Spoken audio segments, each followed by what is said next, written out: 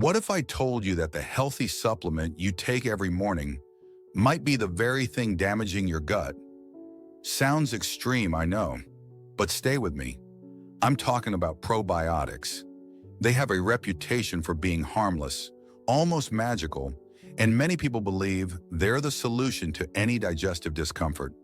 But for a huge number of people, the opposite happens. They cause bloating, gas, worsen reflux, and can even trigger anxiety. And here's the shocking part. 7 out of 10 people are taking a probiotic they don't need, and some begin to feel worse within just a few days. If since taking them, you've noticed more bloating, heaviness, or changes in your mood, this video is exactly what you needed to hear. You might know the feeling. You eat something normal and your abdomen balloons.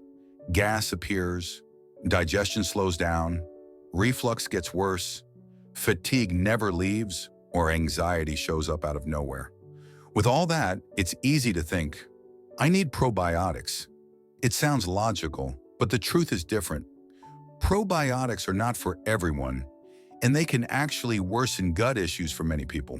Today I'll tell you why so many of them fail when they can cause harm, the mistake most people make when taking them, how to choose one that actually works, and why in many cases the key is not adding bacteria, but reducing them.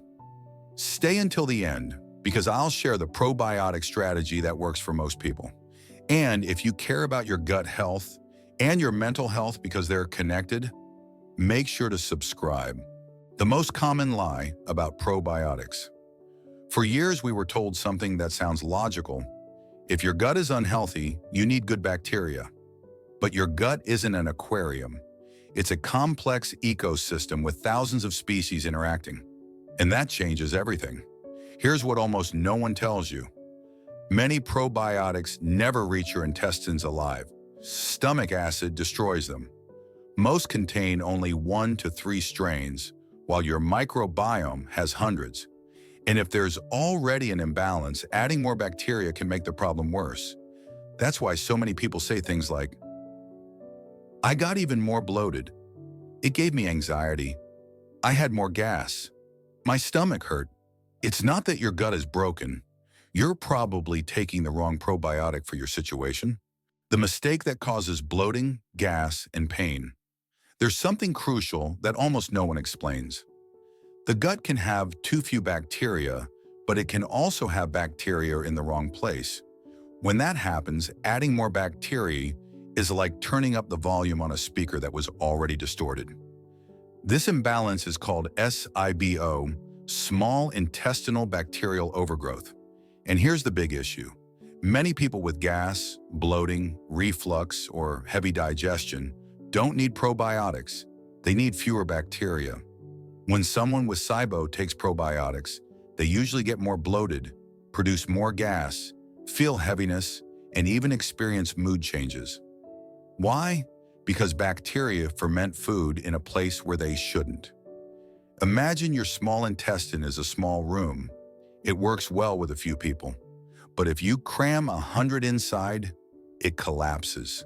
Key fact, between 60% and 70% of people who say they have inflamed intestines actually have SIBO without knowing it.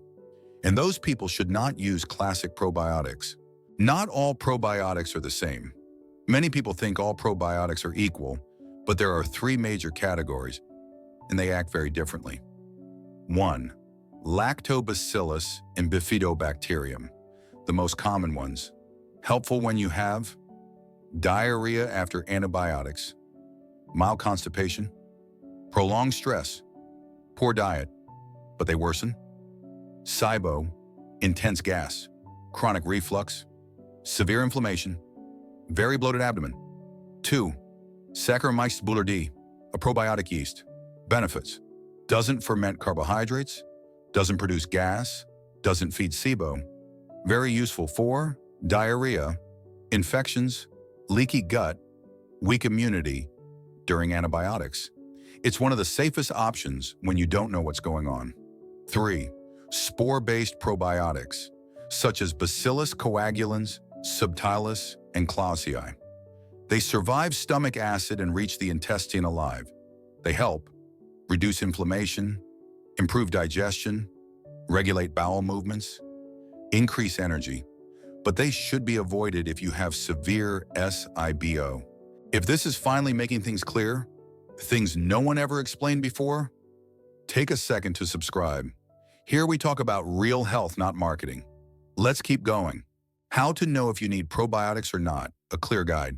Use them if you have diarrhea after antibiotics, mild constipation, weak immune system, chronic stress, slow digestion. Do not use them if you have bloating right after eating, strong gas, constant burping, persistent reflux, a tight, hard abdomen, pain with carbs, nausea after big meals. These symptoms often mean SIBO or fermentative dysbiosis. If you take probiotics here, you only worsen the fermentation. The ultimate sign, F, you feel worse on probiotics. You don't need more bacteria.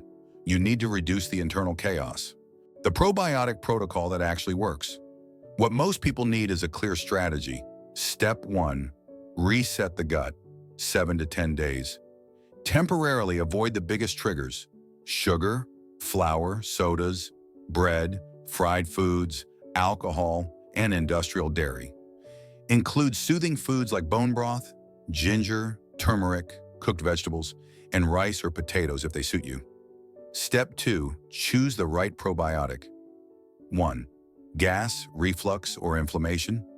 Saccharomyces boulardii, spore-based, single-strain low dose. 2. Slow digestion without gas. Lactobacillus plus bifido, soluble fiber. 3. Weak immune system. Saccharomyces boulardii. Vitamin D plus zinc. 4. After antibiotics. Saccharomyces boulardii, Lactobacillus bifido blend. Step 3. Don't take them forever. Ideal 4 weeks. Rest 2. Repeat if necessary. Then let diet do the work.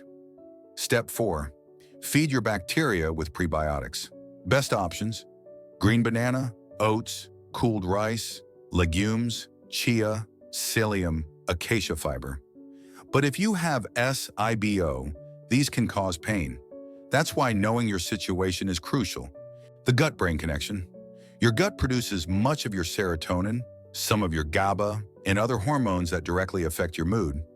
When your microbiome is imbalanced, you can experience anxiety, irritability, brain fog, insomnia, and lack of motivation. That's why when your gut gets better, your mind changes too.